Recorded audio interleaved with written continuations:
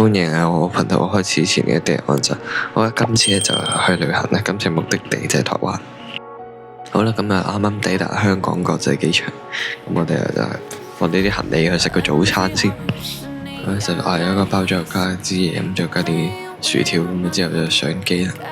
今次坐咧就係 CX 嘅 A353，俾大家睇。咁啊上咗機啦，俾大家睇下出邊嘅景色。我就啱啱抵達咗桃園機場咧，咁而家就準備開車去台中啦。我去咧就食嘅飯先。呢個香港真係無邊際咁滯啦，好鬼大。而出邊好多人，我見到都係要逼一逼出去。我嘅日落幾靚，之前第一日已經係勁靚。好，咁咪繼續行出去啦。有帶拖鞋嗰啲係可以行出去嘅，只不過我呢對波鞋嚟嘅，所以係唔好行出去，就咁喺度影嘅啫。呢個位影日落真係一流啊！怪不知有咁多人嘅，俾大家睇第一幅。啱啱好影完日落啦，隔離嘅寺廟就喺度放煙花，日光日白喺度放煙花，真係勁。嗰之後就去咗夜市食嘢啦。我今晚就係食鐵板燒，後尾仲加咗個甜品。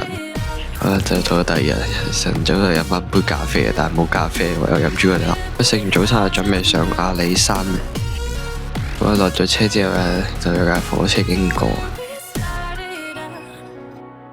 好啦，就行翻落山喺阿里山上面。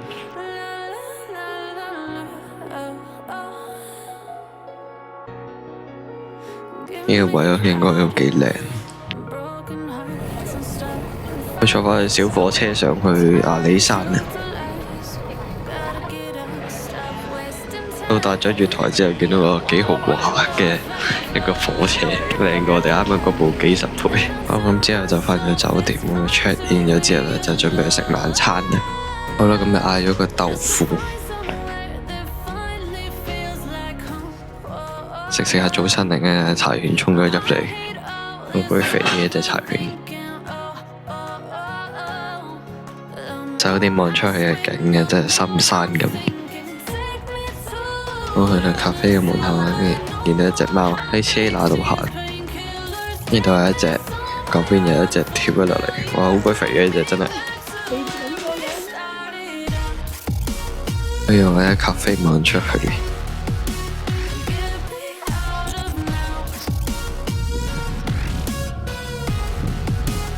喺附近影咗陣啦，佢其實食嘅到咗啦。臨走前又有隻肥貓坐喺張凳度，竟然又坐到呢一部火車。好啦，午餐就係雞腿飯，有間鋪嘅一隻貓，雖然就冇咗食。途經休息站就去個廁所唞一唞先。呢個休息站幾大啊！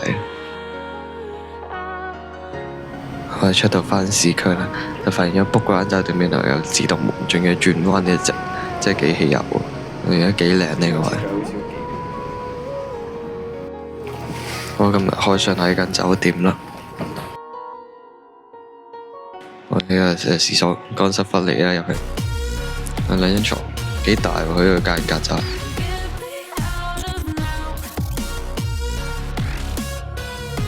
落去就食咗8道菜，其中一道仲有雪糕添。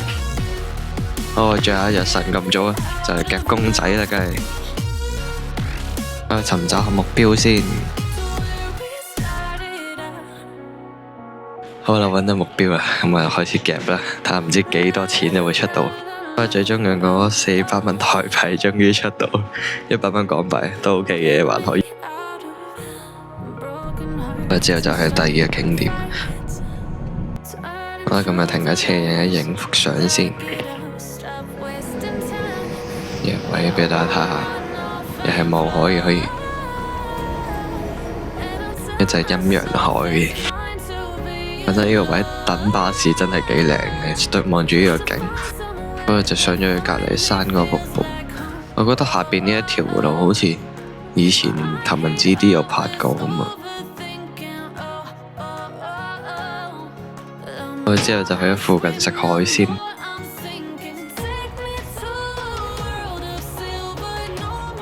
因為望出嚟都 OK 嘅。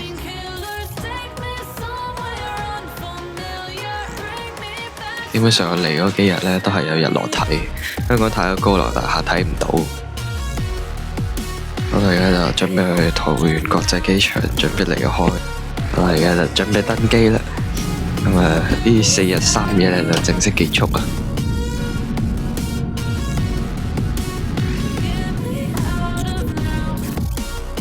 而家就係飛機餐，照舊都係咁嘅樣。到香港呢個位應該係馬鞍山，係咯，有啲太黑，唔係好認得出。我發現落機嗰陣咧，隔離有部 A380喺度，真係巨無霸。呢條片就咁，下集再見，大家拜拜。